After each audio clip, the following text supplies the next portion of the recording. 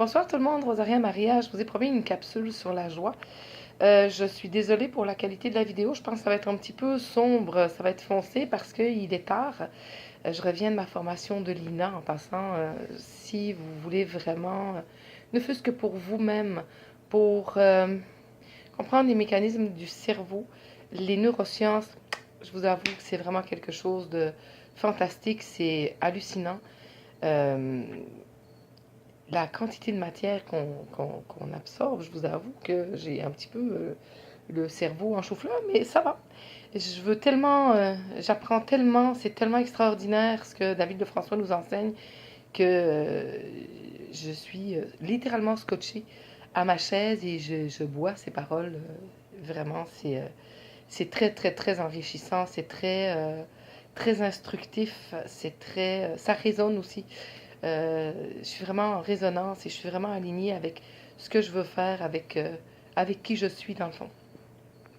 Donc, je vous ai promis une capsule pour vous parler de la joie. Je la dédie tout d'abord à mon amie Sylvie Vincent, qui m'a posé la question de c'était quoi la joie suite à peur. Et aussi aujourd'hui pour moi c'est une journée particulière. C'est l'anniversaire de ma filleule Anaïs. Aujourd'hui Anaïs elle a 2 ans. Anaïs, elle a changé ma vie. Anaïs, elle a apporté de la joie dans ma vie. J'ai 4 fils merveilleux, vous le savez, j'adore mes enfants, j'adore mes fils. Mais je n'ai pas eu de fille. Et je n'en voulais pas, en fait. Et si vous avez vu ma capsule sur l'abus, vous allez peut-être comprendre un petit peu pourquoi. Et donc, quand cette petite fille-là est arrivée dans ma vie en 2015, j'étais pas au meilleur de moi-même. J'étais absolument pas alignée avec qui je suis. Euh, il faut savoir que le cerveau étant une mécanique extraordinaire, il y avait des choses que j'avais refoulées, que j'avais occultées vraiment très très profondément, et donc à partir de 2012, j'ai commencé à avoir des flashbacks que je comprenais pas. En tout cas, 2015, quand ma poussinette est née, j'étais pas là. Je pouvais pas être là. J'étais dans un état de détresse émotionnelle. D'où le titre de mon livre de détresse en déesse. J'ai pas été présente à sa naissance parce que en plus, il faut savoir que Anaïs, à la naissance, me ressemblait comme 2 gouttes d'eau. Cheveux noirs, le teint un petit peu foncé. C'était un rappel de qui j'ai été enfant. Et j'ai transposé mes peurs ou je sais pas. Toujours est-il que ça m'a pris du temps avant de recevoir cette petite merveille qui est ma filleule. J'ai eu l'immense chance de découvrir l'Académie Zéro Limite de Martin Latulippe. Et à partir de là, de rencontrer David Lefrançois. Et il y a un déclic qui s'est fait à l'intérieur de moi. Il y a tout un processus qui s'est mis en route, qui s'est mis en branle. Ça m'a pris une année pour travailler vraiment sur qui j'étais, pour enlever toutes mes illusions, toutes mes peurs, toutes mes souffrances, pour essayer vraiment de devenir une meilleure version de moi-même. Et donc, en 2016, à ma fête, j'ai fini par vider ma poubelle pour ouvrir. Et ça a donné naissance à mon livre, pour lequel je n'avais pas encore de titre. Initialement, je voulais l'appeler Princesse Moi Jamais. Mais ça ne résonnait pas, il y avait quelque chose qui manquait. Et donc, j'ai commencé à apprivoiser ma filleule, qui est une petite fille extraordinaire. Cette enfant-là, elle est hallucinante. Et quand je la vois, mon cœur se remplit d'un amour inconditionnel, mais aussi, elle m'apporte de la joie. Pourquoi est-ce qu'Anaïs m'apporte de la joie? Et je fais exprès un peu d'étirer le sens de joie, vous allez comprendre pourquoi. Quand Anaïs a commencé à parler, à baragouiner, à sortir des petits mots par-ci par-là, oui, non, euh, à un moment donné, j'arrive à la prématernelle et Anaïs est là avec sa maman qui est mon amie, Nathalie, dont je vous ai parlé aussi. Et je lui dis, bonjour princesse. Et Anaïs a fait, non, Je dis, comment ça, non? Non. Je dis, t'es pas une princesse, toi? Non. Et là, dans ma tête d'adulte, je me dis, ok, qu'est-ce qui se passe? Et j'ai le réflexe de lui dire, Anaïs, es-tu une déesse, toi? Ses yeux se sont allumés. Elle m'a regardé avec des yeux plus grands que l'univers et elle m'a dit, oui. J'ai dit, t'es pas une princesse? Non. T'es une déesse? Oui. Elle m'a regardée et elle est partie en courant sur ses deux petites pattes maladroites. La joie que j'ai ressentie à ce moment-là, je ne peux pas vous la décrire. Une petite fille de 18 mois venait de me donner une leçon extraordinaire. Elle sait qui elle est et elle sait qui elle n'est pas.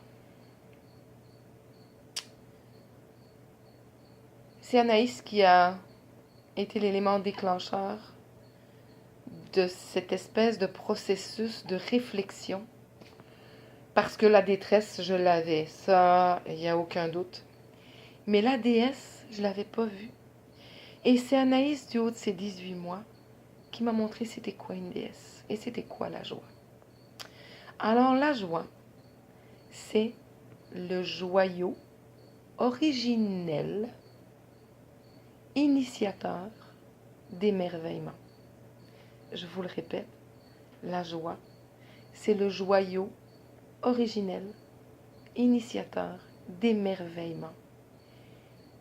Et cette joie, c'est une petite fille de 18 mois qui me l'a transmise. Aujourd'hui, je ne pouvais pas être présente pour son anniversaire, mais je lui dédie cette vidéo. J'espère que quand elle sera plus grande, elle va pouvoir se le repasser en boucle. Parce que cette petite fille, elle a changé ma vie. Et elle est en train de changer la vie des gens autour d'elle. Par son sourire, par son intelligence, par sa connaissance, par son savoir et par sa joie. Parce qu'elle a encore ce joyau originel, initiateur d'émerveillement. Je vous souhaite de trouver votre joie. Elle est à l'intérieur de vous. Que vous soyez un homme ou une femme, la joie, ça vient de l'intérieur. Et si vous pouvez vous souvenir que une petite fille de 18 mois m'a donné une des plus grandes leçons de vie qui soit.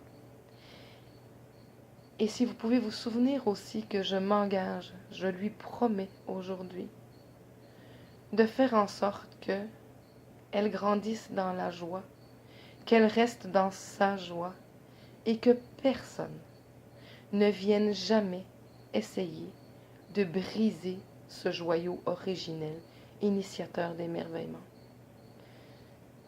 Mon livre sortira bientôt, je vous l'ai dit, je vous promets, vous serez aux premières loges dès que je vais le recevoir, dès que ça va être finalisé. C'est sûr que vous allez être les premiers avertis parce que vous me suivez, parce que je suis reconnaissante de tout ce que vous m'apportez, de cette force, de ce courage que vous me donnez. Je ne sais pas si vous réalisez le courage que ça m'a pris pour faire la capsule précédente, mais j'ai reçu tellement de messages. Je vous avoue que on se sent souvent seul dans sa détresse, dans ce qu'on vit, dans ce qu'on a subi, dans ce qu'on a souffert. Et de réaliser qu'il y a tant de femmes qui ont ce même vécu, qui ont cette même souffrance, et qui peut-être n'ont pas encore trouvé la joie à l'intérieur. C'est ma mission de vie. Je suis sur mon X, je suis dans ma résonance et dans mon alignement. Et je vous promets de faire tout en mon possible, de mettre tout mon pouvoir et toute ma joie pour aider des gens qui ont souffert d'abus, de violence, que ce soit physique ou psychologique, ou qui ont subi des viols, ou qui ont été harcelés sexuellement. Je vous promets d'être là. Alors, si vous n'avez pas vu, si vous n'avez pas vu ma capsule précédente, je vous invite à aller la voir, mais surtout à la partager. Et je remercie vraiment infiniment toutes les personnes qui ont eu cette générosité et qui ont osé partager. Je vous aime, je vous souhaite une excellente soirée. Là, je m'en vais prendre un bain et je vais me coucher parce que sinon, demain, je vais avoir des cernes et je vais marcher dedans. Je vous aime. Merci. Hasta la vista.